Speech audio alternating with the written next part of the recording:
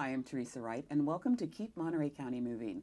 One of the biggest projects that our transportation agency is involved in is the Holman Highway 68 Roundabout Project. It's a project that's got lots of visibility and lots of questions that the public are answering. And so today, that's our discussion, that's our focus. Let me introduce my guests who are here. First of all, Rich Dill from the City of Monterey. Rich, thanks so much for being here. And Bobby Pintarelli, thank you as well. You are with Harris and Associates, and it's your company that's actually building the roundabout. So you two are the perfect two guys to have here and to talk about this today. And Rich, let me start with you first of all. Why a roundabout? Because the City of Monterey is the lead on this project. So talk a little bit about the location and why the roundabout is the right answer for that. That is the number one question all the time. Why are we doing a roundabout? There was a signal there, and the signal had very limited capacity. So the amount of traffic we could actually push on Holman Highway was very limited. And the way the signal operated, it was kind of like kindergarten, where you got to take turns. Right. A couple go here, a couple go there, and it was very, very sluggish. Part of that was because the ramps were so offset and the geometry was, it's from 1958. Right. It's an old signal. It was never really designed to carry the volumes that we're demanding of it now, close to 30,000 cars a day. And yet that two-lane rural road serves as one of only two primary roads into and out of the Monterey Peninsula, the whole peninsula. It's such a major location, and we have a map. I'm going to ask them to put up on the screen because we have a map of that location. And Bobby, you know, because this is part of your project, but it's a visible location, right? I mean, we're talking about the entrance to Pebble Beach. We're talking about the hospital. We're talking about a major corridor between Pacific Grove and Monterey and Carmel. So it's a critical location. It is an absolute critical location. So critical, and Bobby will tell you some of this, but you know, during the entire time of construction on this roundabout, we have to keep it open for emergency vehicles. The hospital has one entrance, and it's on Holman Highway. Okay, so I have to tell you that that's a huge, huge concern about the public. I mean, because our agency is involved in the outreach, and Grant Leonard is going to come on later and talk about that. But there was some apprehension from the public about how are you going to maintain this project? How are you going to get, you know, the emergency vehicles through? And just, Bobby, the whole concern about construction. So talk about that. Well, you know, building a roundabout is kind of a strange exercise. Instead of having this nice little square area in the center of an intersection that's controlled by signals, we build a much bigger place where people blend in and are able to move throughout the roundabout and share the space in a much more organized way. Everything's a right turn. So it operates slowly and smoothly. Well, in order to build all that, I have to go outside the intersection boundaries now. That means we have to shift traffic way to the north to build the stuff on the south, and again shift it way to the south to build the stuff on the north. All that shifting takes a lot of traffic control and a lot of effort. No matter where we put the road, every ramp has to have space available for an emergency vehicle to exit, drive through the construction site in a safe way, and get to the hospital. And more, if they get a call at the hospital, they have to be able to get away from the hospital, unimpeded. We have a photograph. I'd like to have the director put it up. It shows a picture of the design of the roundabout, what that's going to look like. And that's the location map that we were referring to earlier. But the photograph after that is the actual roundabout itself. So kind of, you see it there on your screen, so you can address what you're talking about there, expanding it out. Yeah, so, you know, really, to give you the best visual picture of how traffic moves through here, what we did is we separated out a couple of the movements to reduce the actual demand inside that circle. So what you'll see on the southbound exit ramp, which is at the top of the screen, we split folks into two lanes. So people are coming from Monterey at the top of their screen, and they're coming South as if they were on Highway going. 1. So they're going towards the hospital, going to Pebble Beach. They come off there, and then what happens? So if a driver wants to go from Highway 1 South, exit and go toward Pacific Grove or the hospital, they would get in the right lane and they would take that nice slip lane that bypasses the roundabout. Gotcha. So it's constant movement. Constant movement. Bobby's there's nodding no as we stop say control. that. Constant It is movement. free Right. ride. All right. And then if you want to go into Pebble Beach, you're going to get in the left lane on the southbound exit ramp, enter the roundabout, and you can see there at the edge, every movement entering the roundabout has to yield to traffic coming from the left. Gotcha. So everything's a right turn, which makes it simple, makes them very safe. And so once you have a gap in traffic, you can enter the roundabout to the right, you move around and head south into the Pebble Beach gate. So that was one of the movements. Another movement was coming up Holman Highway from Pacific Grove Right. toward Highway 1. We created a right turn lane, so you actually are separated kind of from the roundabout. You still yield on entry, but when you make your right turn, you have your choice of either staying in the right lane and going into Pebble Beach, or taking that left lane and driving onto Highway 1 south. So, Bobby, I'm going to get you in on this conversation Sure. because you are in charge of the construction. And as I had said at the beginning of the show, there was some apprehension about, oh my God, what's going to happen? So tell me about the construction. How's it going? What's the process?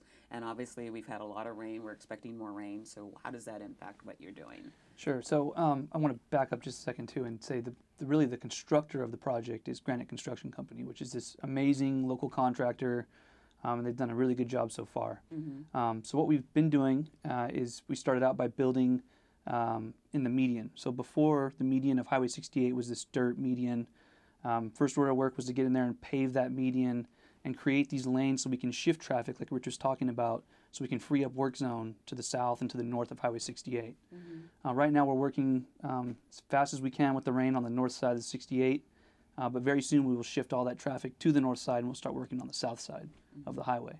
And that's kind of where we're at right now. So we've been working very hard. We've paved the median, now we're working on the north side. I would say in about a month from now, you'll see a major traffic shift and we'll now push everybody where that new paved road is to the north. Right. So, Rich, can you talk about the construction, adding to what Bobby said, because you have to constantly monitor what's happening, right? This is a big. First of all, it's a big project. It's a public-private partnership. So, do you want to talk about that, like Sure. the history of that, and who's all involved in this project, and then what your role particularly is? Yeah, so this project lies kind of at the intersection of really 4 agencies.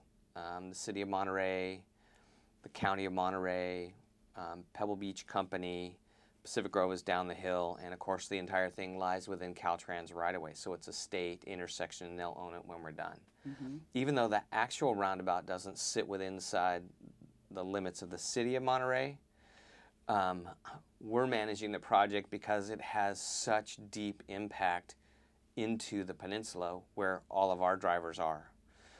So we're very, very tuned into how our drivers get in and out of the peninsula, and we want this access way to give us a far better and far safer way to access the peninsula in and out. Right. So the funding partners are the Monterey Regional Air Pollution Control District. Yes.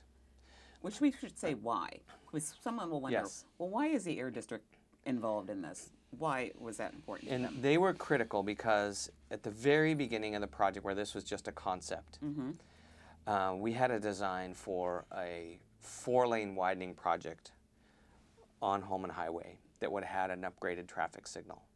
And it's, triple the cost of what the roundabout is. And their focus is, how do we get long-term reductions in emissions?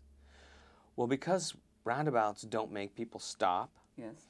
there's an enormous benefit to air pollution because that stopping and then accelerating generates a lot more emissions. So they were willing to give us an initial chunk of money to evaluate the concept of the roundabout.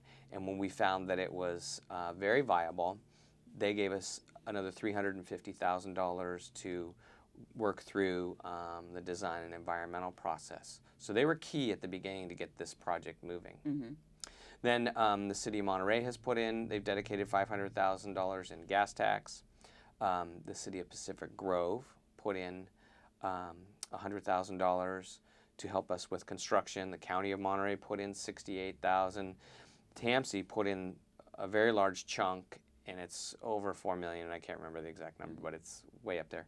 And then Pebble Beach has dedicated $4.8 million to the project. And this is why it's a public-private partnership, because all of these agencies have come together Yes. in order to fund this project.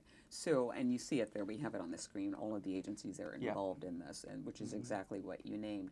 So, Bobby, as we go forth, what's the timeline on the construction? Because you're working around a lot of things, whether it's, you know, the AT&T that's coming up soon or something else. So what's the timeline, and have you had to move it because of the scheduling and the rain? Yeah, so kind of the big picture on the schedule, around May, June is when we started having awarding of contracts and those sorts of things. We thought we could probably start in earnest right after the 4th of July, but then we were very close to the Concours d'Elegance event, the car show in Pebble Beach. Right, and we're talking about 2016, 2016. this last fall. Yeah, when we started everything. And so we made, I think, the wise decision to hold off on demoing roadway and creating new traffic handling plans right before this big event. So we started a little bit later than I think we had initially anticipated. We thought the completion date would happen around July when we made that decision. And then it's been raining for essentially the last 2 months, off and on. And really the off and on is just as bad as it raining constantly for construction, because... Say why? Well, when it rains, the soil becomes saturated with water. The earthwork operations can no longer happen until the earth dries up. And you need a few days of dry weather for that drying up process to happen. So by the time that it rains, it's wet, it dries, we're ready to go back to construction. It's been raining again. Right. So it might as well have just been raining the whole time. Right. And that really started happening very heavy in December for us. So all that being said, our completion date now looks like it's more towards the end of August. A lot of that work is landscaping work and things outside of traveled way, which won't have a whole lot of impact to traffic. But we have some big goals. I think one of our big project goals as far as schedule goes is to have a roundabout functioning before the busy summer months. Right. I think that's still possible, even given all the rain we've had and the potential that there will be some more rain in February. So really that's what we're focused on right now. We're meeting weekly. We're thinking outside the box to try to find ways to recover rain days, and we're hoping to have a roundabout in place before the summer. You've done some really innovative thinking about this process. Like there was one time that you had to shut down the road completely, and it was around a holiday, and people were like, "Oh my God, what are they doing?" And it's around the holiday. But do you want to explain the process? And Rich, you're smiling because you were involved in this decision. So do you want to explain that process and what you did, because you ended up opening ahead of time in regards to that? So I think it was Veterans Day. What happened? Sure. So the way the contract is set up is there are certain durations of certain phases of the project. And so for the off-ramp, southbound one off-ramp, there were 3 separate weekends that we were going to come in, rip up the roadway, build a piece back, and then go away for the week so that it was nice and open for traffic during the busy work week. We all put our heads together and said, is there any way we can get this done in one weekend? And it just so happened that Veterans Holiday was coming up, and that was a longer weekend for us. And we said, well, what if we worked around the clock for 3 days rather than working 3 separate weekends and disrupting traffic every time we do this and changing traffic patterns during the week? What if we can get this done in one shot? And so we all put our heads together. Again, the contractor, kudos to them. They really put a couple of great crews on the project, and everybody worked very hard for that whole Veterans Day weekend. And we actually opened up on Saturday around 5 o'clock p.m. And that was 24 hours, right? 24 hours a day. 24 hours a day. So you were supposed to open Monday, Veterans Day. You ended up opening Saturday. Yes. We're supposed to open Tuesday morning or Monday morning? Monday morning, because the holiday was a Friday. Right. Yeah, Monday morning by 6 a.m. and we ended up opening Saturday at 6 p.m. Yeah. So it was just in time for the Panetta series lecture down at Spanish Bay. Yes, and then there were some other things going on. Yeah, on that Sunday morning was the big Sir Half Marathon down in Monterey.